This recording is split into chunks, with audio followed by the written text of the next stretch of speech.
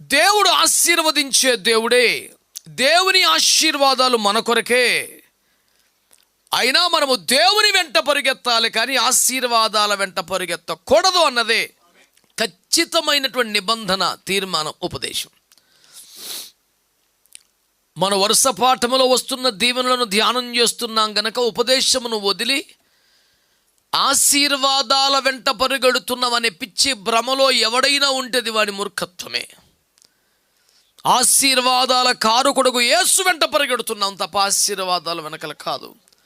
ఆ పరుగులో శ్రమ వచ్చినా, కష్టం వచ్చినా, నింద వచ్చినా అది ఇంకా ఆశీర్వాదం అని భావించే రకం తప్ప సుఖభోగాల కోసం, సర్వసంపదల కోసం ఎంత పరిగెడితే అంత దీవెన అనే ఒక ప్రోగు చేసుకునే కోణములో లేవు, ఎప్పటికీ రామని అపార్థం చేసుకునే దుందుడుకు స్వభావం కలిగిన భక్తులందరికీ మనవి చేస్తూ, నీవు పట్టణములో దీవించబడదు అనే వాగ్దానాన్ని ఈ పూట ప్రభు మనకిస్తున్నట్లుగా ఆ దీవెనను మనము తీసుకోవాలని ప్రభు పేరట నేను కోరుతున్నాను.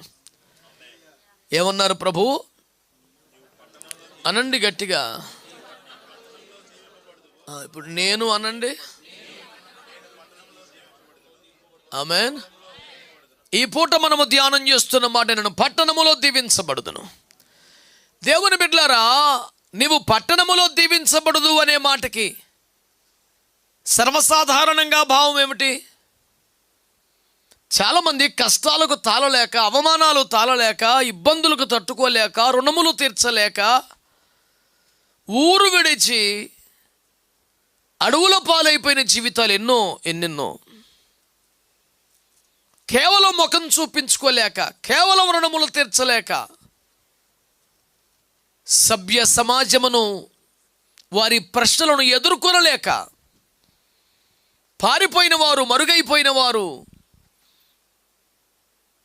విషాదకరంగా కనుమరుగైపోయిన వారు ఎందరో ఉంటారు.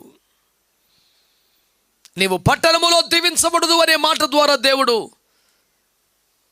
నిన్న ఆ ప్రాంతములో స్థిరపరుస్తానని, నువ్వు ఇల్లు విడిచి తిరిగే పక్షుల, ఊరు విడిచి పారిపోయే దుస్థితిలో ఉండవని, సమాజంలో ప్రజల మధ్య గౌరవప్రదమైన జీవితముతో స్థిరపరచబడతావని స్పష్టముగా దేవుడు వాగ్దానం చేస్తున్నట్లుగా నేను విశ్వసిస్తున్నాను. నీవు పట్టణములో దీవించబడదు అనే మాటలో ఊరు విడిచి, ఇల్లు విడిచి పారిపోవలసిన అగత్యం నీకు రాదని, లేదా ప్రజలే నిన్ను తరిమి కొట్టే దుస్థితి నీకు రాదని, నువ్వు పట్టణములో స్థిరపరచబడతావని, పట్టణములో నువ్వు గౌరవప్రదమైన బ్రతుకుతావని ఓ ఖచ్చితమైన వాగ్దానం చేస్తున్నట్లుగా నేను నమ్ముతున్నాను. అలాగే దాన్ని స్వీకరిస్తూ ఉన్నాను. నీవు పారిపోయే పరిస్థితులు కానీ, నిన్ను తరిమే పరిస్థితులు కానీ నీకు రావని, నువ్వు పట్టణములో స్థిరపరచబడతావని, గౌరవప్రదమైన జీవితం జీవిస్తావని, దుఃఖమో, నష్టమో, శాపమో కాకుండా పట్టణములో దీవెన నీకు కలుగుద్దని ఈ వాక్యాన్ని బట్టి నేను గట్టిగా విశ్వసిస్తూ ఉన్నాను. దేవుని బిడ్డలారా, పట్టణములో దీవించబడదు అనే మాటకి సాధారణంగానే మనం ఏమన్నది అర్థం చేసుకోవచ్చు? ఆయురారోగ్యాలతో, సుఖ సంతోషాలతో, గౌరవప్రదంగా 10 మందిలో తలెత్తుకొని బతికేలాగా ప్రభు నిన్ను దీవిస్తాడు అనే ఒక సాధారణమైన అర్థం అందులో ఉన్నది. అలాగూ తీసుకొనుట, అలాగూ నమ్ముట వాక్యానుసారమే. అయితే కేవలం ఓ గౌరవప్రదమైన తలెత్తుకొని బతకగలిగిన, సుఖ సంతోషాలు కలిగిన, శాంతి సమాధానాలు కలిగిన భౌతిక జీవితానికి సంబంధించిన ఆశీర్వాదం మాత్రమేనా? ఇంకా ఏమైనా నువ్వు పట్టణములో దీవించబడదువు అనే మాటలో దేవుని ప్రేమ ఇంకా దాగి ఉన్నదా? ఇంకా మనము స్వతంత్రించుకొనవలసిన దీవెన ఏమైనా అందులో సిద్ధపరచబడి ఉన్నదా అనే కోణంలో నేను దేవుని వాక్యాన్ని ధ్యానిస్తున్నప్పుడు 1-2 మాటలు ప్రభు నా దృష్టికి జ్ఞాపకం చేశారు. దాన్ని బట్టి దేవుని ఆత్మను స్తుతిస్తూ నేను అర్థం చేసుకున్నా, నేను నమ్ముతున్నా, నేను ప్రార్థనలో ఎత్తిపట్టుచున్నా పరిశుద్ధాత్ముని యొక్క భావమును ఒక 3 మాటలుగా మీతో పంచుకుంటున్నాను ఇప్పుడు. ఆమేన్. నా మాటలు మంచిగా అర్థమవుతున్నాయి బిడ్డ మీ అందరికీ? 127వ కీర్తన ప్రారంభపు వాక్యాన్ని చదవాలని కోరుతున్నాను. 127వ కీర్తన. యెహోవా ఇల్లు కట్టించని ఎడల దాని కట్టువారి ప్రయాసము వ్యర్థమే. యెహోవా పట్టణమును కాపాడని ఎడల దాని కావలి కాయువాడు మేలుకొని ఉండుట వ్యర్థమే. దేవుని బిడ్డలారా, 127వ కీర్తన అంతా కూడా ఒక కుటుంబమును గూర్చిన కీర్తనని ఎవరైనా సులభంగానే అర్థం చేసుకుంటారు. మీరు ఇంకా ఆ పేజీ దొరకపోతే, ఇంకా వచనం దొరకకపోతే, ఇంకా అందులోనే పడిపోతే నేను మీ దగ్గర ఆగిపోయి ఉండలేను. తలలు పైకెత్తి నా వైపు చూస్తూ వినాలి. చదివే సమయానికే తీయగలగాలి, చదువుతున్నప్పుడు చూడగలగాలి, చదవడం అయిపోయిన తర్వాత తలలు పైకెత్తి ముఖం చూస్తూ వినాలి. ఇది చెప్పడానికి మళ్ళీ ఒక 2 నిమిషాలు దండగా చూస్తూ వినండి. బిడ్డలారా, వాక్యములో ఏమని ఉన్నదో కాస్త పట్టించుకోండి. కుటుంబ జీవితానికి సంబంధించిన, ఫ్యామిలీ బ్లెస్సింగ్ సంబంధించిన కీర్తన 127 కీర్తన, 128 కూడా. ఈ 127లో ఏమన్నాడు? యెహోవాయే ఇల్లు కడతాడు. ఓ ఇంటివాడయ్యారనే మాటకి అర్థం ఏంటో మీకు తెలుసు కదా. ఒక వ్యక్తి 3 అంతస్తుల డాబా కట్టిన, 3-4 ఇల్లులు కట్టుకున్నా, అతడు బాగా సంపాదించాడు అంటారు, కానీ వివాహం చేసుకున్నప్పుడు అది కొంపలేనోడైనా ఇంటివాడయ్యాడు అంటారు. అద్దె కొంపలో బతికినోడికైనా, చెట్టు కింద చిన్న గుడి చేసుకున్నోడికైనా. ఓ ఇంటికి సంబంధించిన సాధారణ భావన కుటుంబం అనే మాట జ్ఞాపకం చేయడం కోసం ఆ మాట అంటున్నాను నేను. దేవుడు ఇంటిని కడతాడని, ఇంటిని కాపాడతాడని, తన ప్రియులను దించుండగా వారికి సంతానమునిస్తాడని, స్వాస్థ్యములుగా బహుమానాలుగా వారు ఉంటారని, గుమ్మముల విరోధులతో పోరాడడానికి వారిని ఆయుధాలుగా దేవుడు అనుగ్రహించాడని, ఇలా మన వాక్యాన్ని ఎన్నోసార్లు ధ్యానం చేసుకున్నాం కూడా. నేనేమంటున్నానంటే, యెహోవా ఇల్లు కట్టించకపోతే ఆ ఇంటి వారు మేల్కొని ఉండుట వ్యర్థమే. యెహోవా ఇంటిని కాపాడకపోతే కావలి వారు మేల్కొని ఉండుట అనలేదు అక్కడ. యెహోవా ఇంటిని అనకుండా యెహోవా పట్టణమును అన్నాడు. ఎక్కడ పట్టణం అనే ప్రస్తావన ఉండదు, అంత ఇంటి గురించే, ఆ ఫ్యామిలీ గురించే, పిల్లల గురించే, ఆ ఇల్లు మాట్లాడాడు. ఒక చోట మాత్రమే యెహోవా ఇల్లు కట్టించకపోతే అని, రెండో మాట యెహోవా ఇంటిని కాపాడకపోతే అనకుండా కావాలని పట్టణంలోని వాడాడు. అంటే 2 అర్థాలు మనం ఇక్కడ గ్రహించాలి. ఒకటి, దేవుడు కట్టిన ఇల్లు ఒంటిగా ఉండిపోదు.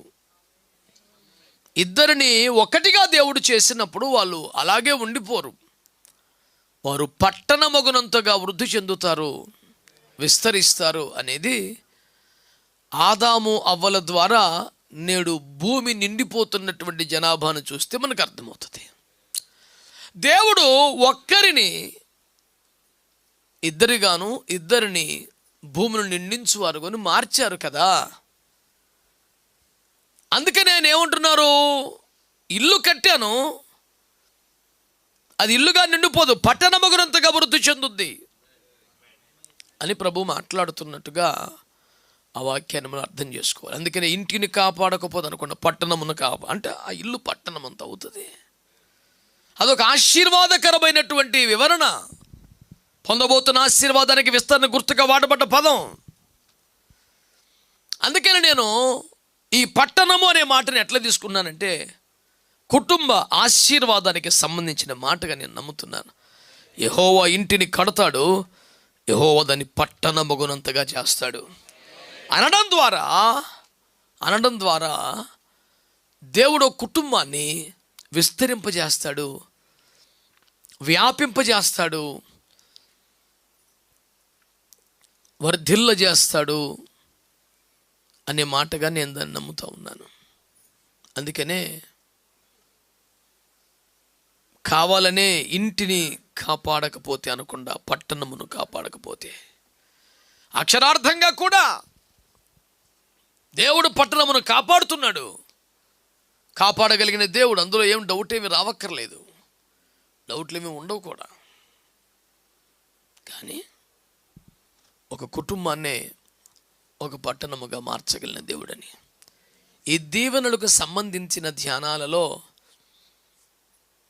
గత ఆదివారం మనం చెప్పుకున్నాం ఒక మాట. ఒక వ్యక్తినే ఒక దేశముగా మార్చిన దేవుడు, ఇద్దరు వ్యక్తులను ఒక ఇంటిని ఒక పట్టణముగా మార్చడం వల్ల ఆశ్చర్యం ఏమున్నది? నేను ఆ వాగ్దానాన్ని యథాతథంగా నమ్ముతా ఉన్నాను. దేవునికి స్తోత్రం కలుగునగా. అంటే నీవు పట్టణములో దీవించబడుదువు అనే వాగ్దానం నీ కుటుంబము వర్ధిల్లుతుంది, విస్తరిస్తుంది అనే అర్థములో దేవుడు దయచేస్తున్నాడని నేను నమ్ముతా ఉన్నాను. హల్లెలూయా, హల్లెలూయా. పట్టణములో నువ్వు దీవించబడదు అనే మాటకి గుర్తింపదగిన, గౌరవం పొందదగిన, ఆశీర్వాదకరమైన స్థితిలో దేవుడు కుటుంబాన్ని ఉంచుతాడని. ఎందుకంటే పట్టణముని ఇక్కడ కుటుంబానికి సమానార్థంలో వాడాడు కనుక అది కుటుంబానికి అనుగ్రహించబడుతున్న వాగ్దానమని నేను నమ్ముతున్నాను, స్వీకరిస్తూ ఉన్నాను. దేవునికి స్తోత్రం కలుగునగాక. ఆమేన్, హల్లెలూయా. కాబట్టి దేవుని బిడ్డలారా, ఓ కుటుంబానికి సంబంధించినటువంటి ఆశీర్వాదం ఈ వాగ్దానంలో ఉన్నదని, కుటుంబ జీవితం పట్ల ప్రత్యేక ప్రణాళిక ఉద్దేశము కలిగిన దేవుడు పట్టణములో ఆ కుటుంబమును హెచ్చింపగలిగి ఘనపరచగలిగినటువంటి స్థితిలో ఉన్నవాడు కనుకనే విస్పష్టమైనటువంటి వాగ్దానం చేస్తున్నాడని, పట్టణములో గుర్తింపు కలిగిన, గౌరవం కలిగిన ఒక స్థాయిలో కుటుంబాన్ని దేవుడు దీవిస్తాడు అనే మాటకి దీనిని వాగ్దానంగా, దీవెనగా మీరు నమ్మవచ్చని, తీసుకోవచ్చని ప్రభు పేరిట జ్ఞాపకం చేస్తున్నాను. కుటుంబం అనేసరికి దేవుడు ఈ వాగ్దానాలను అనుగ్రహించాడు కనుక పట్టణములో దీవించబడదు అంటే పట్టణం అనేది కుటుంబానికి సమానార్థముగా 127వ కీర్తనలో ఆ ప్రస్తావన ప్రభు ఆ విధంగా తీసుకొచ్చారు కనుక నువ్వు కుటుంబముగా దీవించబడతావు, కుటుంబములో దీవించబడతావు అనే వాగ్దానంగా దాన్ని మనము తీసుకునవచ్చునని ప్రభు పేరట మీకు నేను మనవి చేస్తూ ఉన్నాను. దేవునికి స్తోత్రం కలుగునగాక. అంటే నీ కుటుంబం దీవించబడుతుందని, గ్రామంలో కానీ పట్టణంలో కానీ ఆ దీవెన, ఆ అభివృద్ధి, ఆ విస్తరణ స్థిరపరచబడటం అనేది కుటుంబ జీవితానికి దక్కిన ఒక వాగ్దానంగా, దీవెనగా నేను మీకు జ్ఞాపకం చేస్తున్నాను. రెండవ మాట కూడా మీకు దృష్టికి తీసుకొస్తాను. మత్తయి సువార్త 5వ అధ్యాయం, మత్తయి సువార్త 5వ అధ్యాయం 14వ వచనాన్ని చూస్తారా? మీరు లోకమునకు వెలుగై ఉన్నారు, కొండ మీద నుండి పట్టణము మరుగై ఉండనేరదు. ఇప్పుడు ఏ పట్టణం అది? అచ్చి సండే స్కూల్ జవాబులు చెప్పకండి నాకు. ఇంకా గట్టిగా అడిగితే కైలాసపురం ఎలా ఉన్నారు మీరు?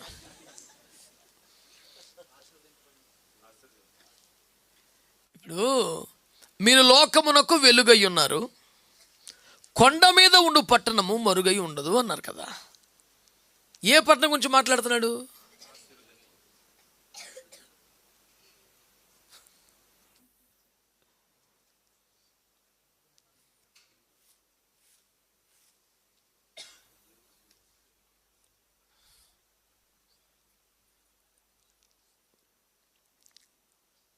అసలు ఆ వచనాలలో ఎక్కడైనా పట్టణంను గురించిన ప్రస్తావన ఉంది అసలు? పలానా సిటీ అని, నూతన ఎరుసలేమనో, లేకపోతే మామూలు ఎరుసలేమనో, లేదా ఇంకో పట్టణం అసలు గొడవ ఏదైనా ఉందా? ఏదైనా ఊరు గురించిన టాపిక్ ఉందా అందులో? అసలు ఒక పట్టణాన్ని గురించి కానీ, గ్రామాన్ని గురించి కానీ, ప్రాంతాన్ని గురించి దేవుడు మాట్లాడుతున్నాడు. అసలు అక్కడ కాన్సెప్ట్లో ఎవరున్నారు? అది నేనంటే ఫ్యాన్ ఒప్పుతలేదు, నీకు 100 పేర్లు చెప్తున్నావు కానీ అందరికీ అంటకట్టేతను దేవుని. నేను ఆత్మ విషయమై దీనిలోని వారి దానిలో ఎవరికి చెప్పాడు? అది దుఃఖపడేవారంటే, హృదయ శుద్ధి గలవారంటే ఆ గొడవంతా మంద కదా, అంతేనా కదా? మీరు లోకమునకు వెలుగై ఉన్నారంటే ఎవరు? అది అన్వయం అంటారు దాన్ని, అప్లికేషన్ అంటే అది. ఒక సెమినార్లో వాక్యం చెప్తూ, it is good to understand the word of God, but you need to apply the word of God for your life. There must be an application in the word అని చెప్పంటే అప్పుడు చూస్తున్నాం. ఇంకా ఏంటి అప్లికేషన్ అంటే దరఖాస్తు అన్నాడు. నీ గొడవ మండిపోను. ఆ దరఖాస్తు కాదు, ఇది అప్లికేషన్. అంటే ఇక్కడ ఏంటంటే దరఖాస్తు కాదు, అన్వయించుకోవటం, ఆపాదించుకోవటం, ఇది నాది నాకు అని తీసుకోవటం. ఇప్పుడు దరఖాస్తు ఏడ పెడతాం ఆయన?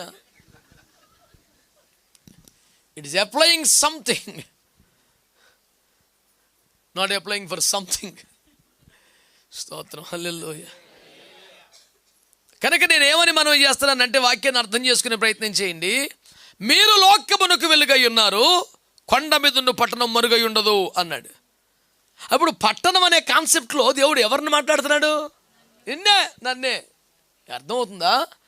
అంటే కొండ మీద ఉండే పట్టణం అందరికి ఎట్లాగో తేటగా ఉంటుందో, వెలిగించబడ్డ దీపం కూడా అట్టే ఉంటుంది కదా. అది వెలిగాక ఇంకా మరుగ్గా ఎట్టు ఉంటుంది నాయన? అది ఆరిపోతే మరుగు కానీ, వెలిగించకపోతే మరుగు కానీ, వెలిగితే మరుగు అంటే అసలు మొత్తం తెలుసుద్ది. కొండ మీద ఉన్న ఊరు ఎవరు కనపడకుండా ఆగుద్దా? అట్టగే వెలిగించబడ్డ దీపం అలాగే ఉంటుంది. మీరే ఆ వెలిగించబడ్డ దీపం అన్నాడు. అవునా కాదా? ఇప్పుడు మరి ఆ పట్టణం ఎవరంటే మీరు ఏదో ఒకటి చెప్తారేంటి? కొంచెం వీళ్ళు కన్ఫ్యూజ్ చేద్దాం ఇవ్వాలని ఫిక్స్ అయ్యి వచ్చారు కదా. దేవుని కృపలో ఆ పొరపాటు జరగకపోవచ్చు. హల్లెలూయా. నేను మీకు చేసే మనం ఒకటే దేవుని బిడ్డలారా. ఆ కొండ మీది పట్టణంగా దేవుడు ఎవరిని మాట్లాడుతాడో తెలుసా? ఒక వెలిగించబడ్డ క్రైస్తవుని మాట్లాడుతున్నాడు. అంటే ఒక వెలిగించబడ్డ క్రైస్తవుడు చీకట్లోంచి వెలుగులోనికి వచ్చినవాడు, మునుపు చీకటి అయ్యుండి ఇప్పుడు వెలుగ్గా మార్చబడ్డవాడు. ఏమండి? దేవుడు ప్రపంచానికి వాడిని ఏమని ప్రోత్సహిస్తున్నాడు? ఒక కొండ మీద పట్టణం లాంటాడు. నువ్వు చీకట్లో ఉంటే ఏమో, నువ్వే చీకటి అయ్యి ఉంటే ఏమో, కానీ చీకటిలో ఉండి ఆశ్చర్యకరమైన వెలుగులోకి వచ్చావా? మునుపు చీకటి అయ్యుండి ఇప్పుడు వెలుగయ్యావా?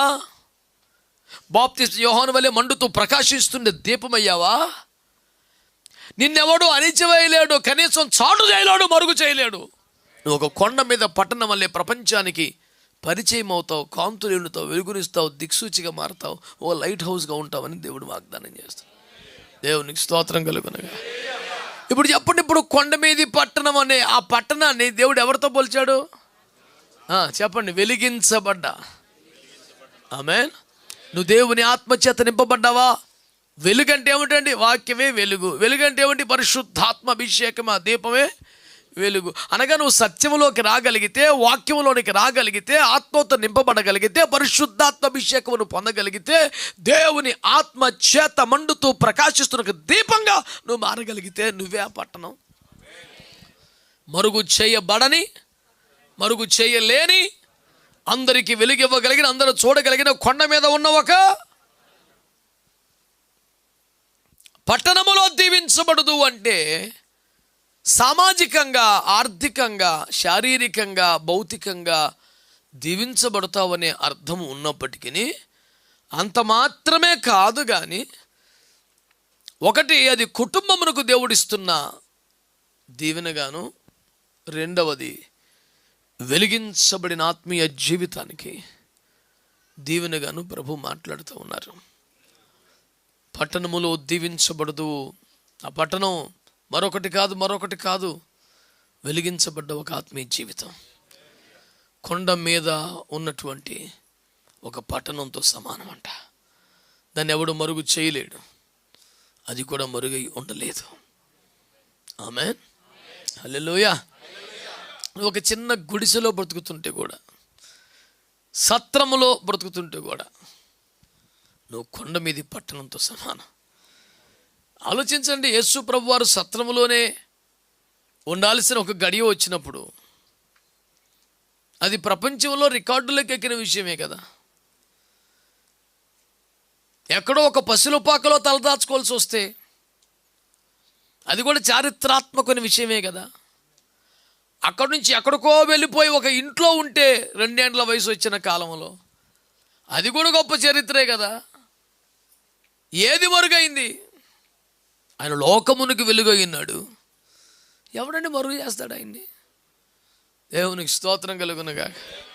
దేవుని బిడ్డగా నీవు కూడా వెలిగించబడితే, అనగా వాక్యముతో వెలిగించబడితే, సత్యముతో వెలిగించబడితే, దేవుని పరిశుద్ధాత్మాభిషేకముతో వెలిగించబడితే, ఆత్మతో నింపబడ్డవాడివైతే, ఈ తైలము కలిగిన వాడివైతే, దేవుని కొరకు మండుతున్న దీపంగాని ఉండగలిగితే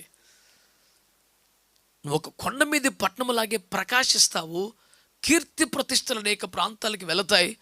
దూరమునున్న ప్రజలు నీ వెలుగును చూడగలుగుతారు.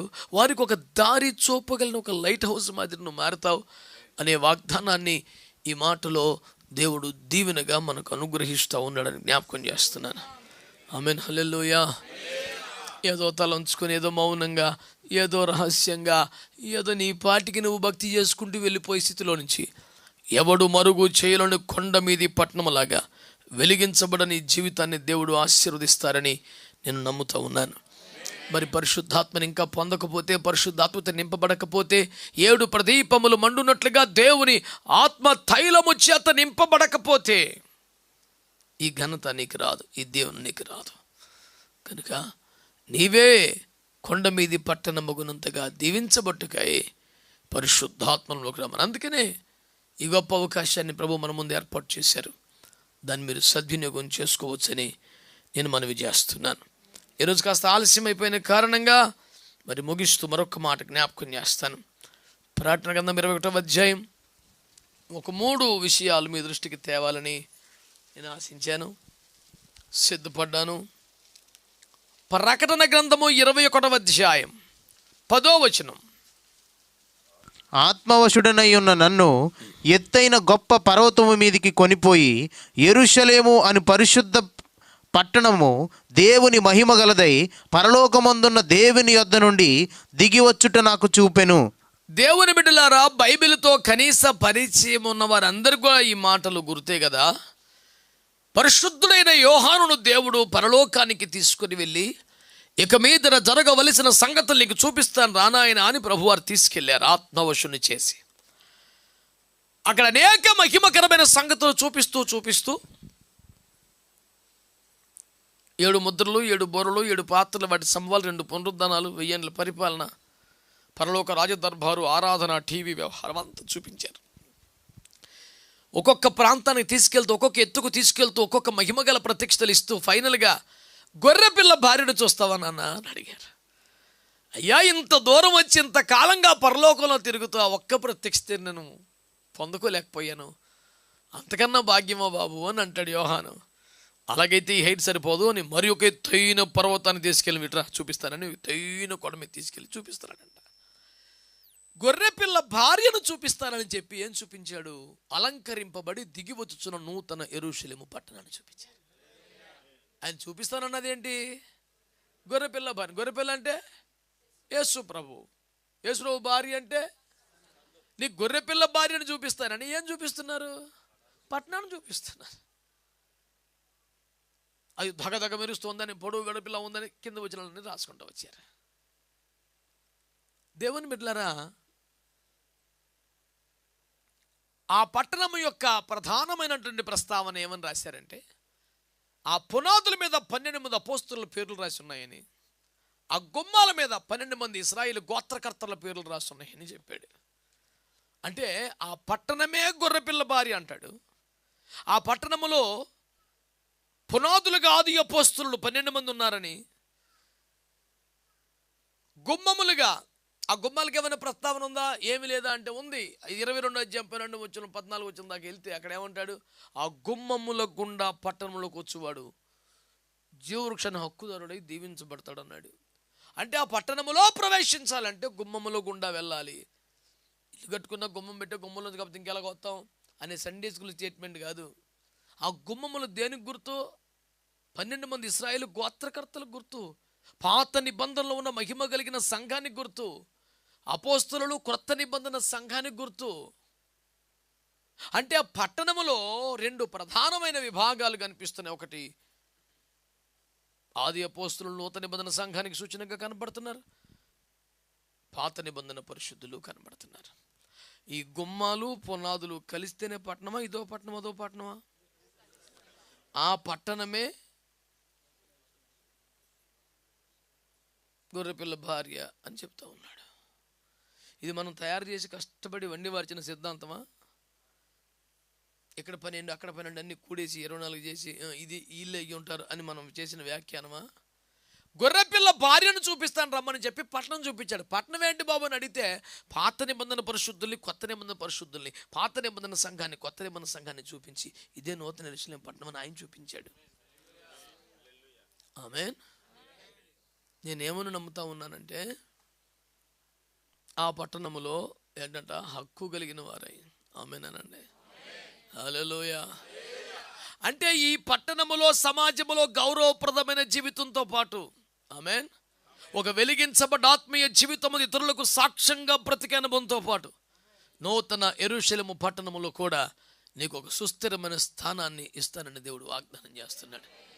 కనుక వాక్యం ఏదైనా, వాగ్దానం ఏదైనా ఆత్మ సంబంధముగా దాన్ని మనము స్వీకరించి ఆ పాఠాన్ని అంగీకరించి ఆ విధమైన ప్రార్థనలో సిద్ధపట్టమే దేవుని ఆత్మ ఉద్దేశం తప్ప అక్షరార్థంగా, భౌతికంగా, లోకల్గా ఏదో సరిపెట్టేసుకునే ఉద్దేశంతో ఉండకూడదు అనేది దేవుని వాక్య విధానం. కనుక ఒక ఆత్మ సంబంధమైన పాఠం మనం పొందినట్లుగా మొదటిగా కుటుంబము దీవించబడి ఉండాలని, 2 వెలిగించబడ్డ ఆత్మీయ జీవితంగా ఉండాలని, 3 నూతన యెరూషలేము పట్టణములో కూడా ఓ దేవునికరమైన స్థానాన్ని పొందినట్లుగా ఇక్కడ బ్రతకాలని దేవుని వాక్యాన్ని ప్రకటిస్తున్న మాటలు ముగిస్తున్నాను.